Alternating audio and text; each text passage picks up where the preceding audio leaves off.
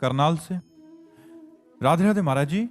महाराज जी, मेरी पत्नी को जब से पता चला है कि मेरे भजन का आधा फल उसको मिलेगा, तो मुझे जल्दी सुबह उठा देती है और खुद फोन पे सीरियल देखती रहती है। बार बार मेरा काउंटर चेक करती है कि हाँ, और क्या घाटा थोड़ी होने देंगे अपने में। बहुत सुंदर। तो प्रणाम करते हैं ऐसी पत्नी को जो आपको भजन के लिए प्रेरित। खुद खुद मोबाइल देखती रहती है कि तुम कर लो। नहीं भाई, ये गलत है। कुछ संशोधन किया जाए महाराज जी। देखो, उस पत्नी को आधा मिलेगा, ये बात समझ लीजिए। जो पति के अधीन है और पति की सेवकाई में है, उसके लिए कोई परमेश्वर नहीं, उसके लिए कोई आराधना नहीं। वो अपने पति की आराधना करती है। पति को खवाना पियाना, उनके वस्त्र धोना, उनकी सेवकाई में है, उनकी आज्ञा में है। तो पति चाहे जिस तीर्थ में जाए, चाहे जो धर्म करे, चाहे जो जप करे, चाहे जो यज्ञ करे, उसकी धर्म पत्नी को आधा हिस्सा उसका मिलेगा, क्योंकि उसने उसको परमेश्वर माना है। अगर पति की आराधना नहीं करते, मनमानी आचरण करते, तुम करो पाप और पति करे भजन और उसका आधा हिस्सा मिल जाएगा, ऐसा नहीं है। ऐसे भ्रम में मत रहना।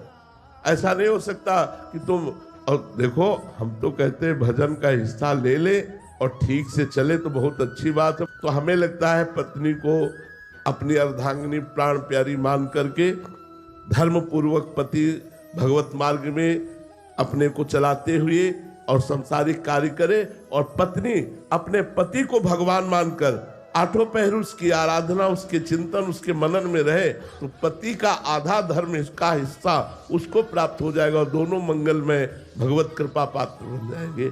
लेकिन पत्नी विमुख हो या पर पुरुष गमन करती हो या अपने पति का अपमान करती हो, तो भी आधा हिस्सा नहीं प्राप्त होगा। फिर नहीं प्राप्त होगा। फिर वो धर्म विरुद्ध चल रही तो आधा हिस्सा क्यों प्राप्त होगा? धर्म युक्त चल रही हो तो उसे आधा हिस्सा प्राप्त होगा। माही जी पंजाब से। राधे राधे महाराज जी। महाराज जी, जब हमें भगवत साक्षात्कार होने वाला होता है तो क्या कोई अलग स्थिति आती है जिससे हमें पता चले कि अब हमें भगवत साक्षात्कार हो जाएगा? देखो, पहले भजन करो, आखिरी स्थिति है भगवत साक्षात्कार। पहले हमारे अंदर जो काम है, क्रोध है, लोभ, मोह, मद, मत्सर, इनको हम काबू में करें ना। अभी तो हम इनके गुलाम हैं, मन के गुलाम हैं, इंद्रियों के अधीन हैं। अब हमारी स्थिति का कहरा ना आता हो और हम पीएचडी की बात करें, ऐसे आप भगवत साक्षात्कार की उन लक्षणों की बात करती हैं जो सिद्ध पुरुषों में प्रकट होते हैं, पर स्थिति अभी नहीं है ना।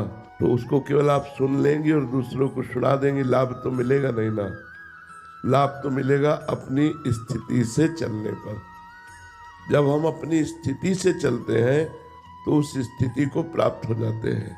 इसलिए निरंतर नाम जपने का अभ्यास करो, भगवान की लीला कथा सुनो, परोपकार की वृत्ति रखो, सब में भगवत भावना करो, तो तुम उस स्थिति को प्राप्त होगे। वो स्थिति अनिर्वचनीय स्थिति है, जब केवल केवल केवल भगवान ही रह जाते हैं। मन, बुद्धि, चित्त, अहम, ये सब भगवान में तन्मय हो जाता है। कोई भी विकार, कोई भी दोष किंचन मात्र हृदय में नहीं रह जाता, तब भगवान का साक्षात्कार होता है।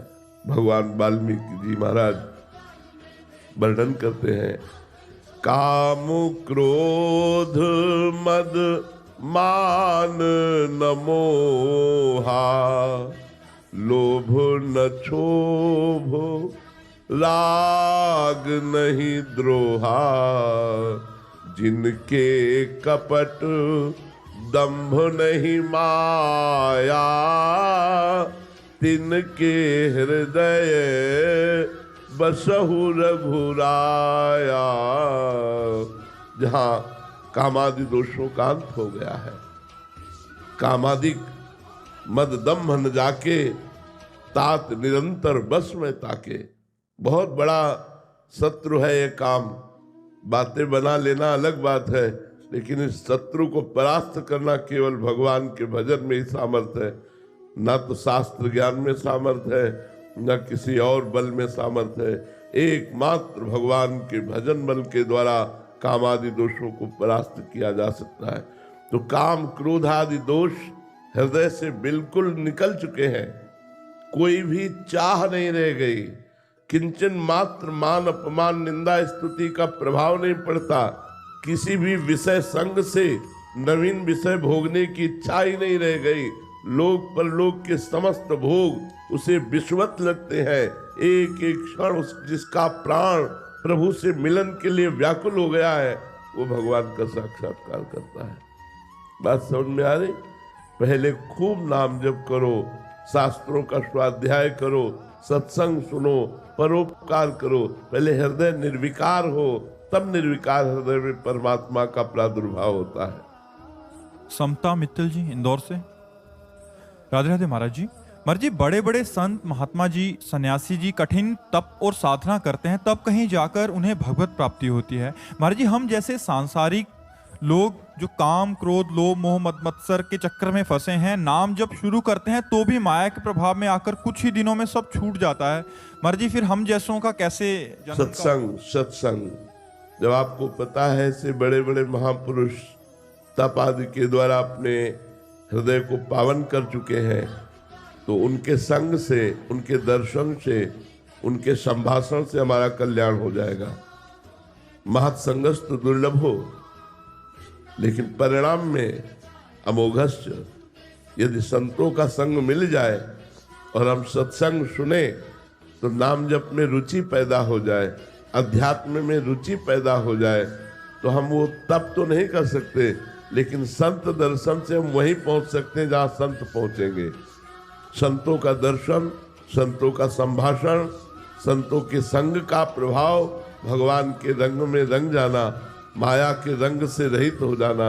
इसलिए हम वैसा तब तो नहीं कर सकते, पर जो कर रहे हैं उनकी सेवा, उनका संग, उनके वचनों का श्रवण और हमारे हृदय में एक लालसा प्रकट हो जाना कि मैं भी भगवान को प्राप्त करूं, और भगवान की दैन्य भाव से शरणागति का उदय होना।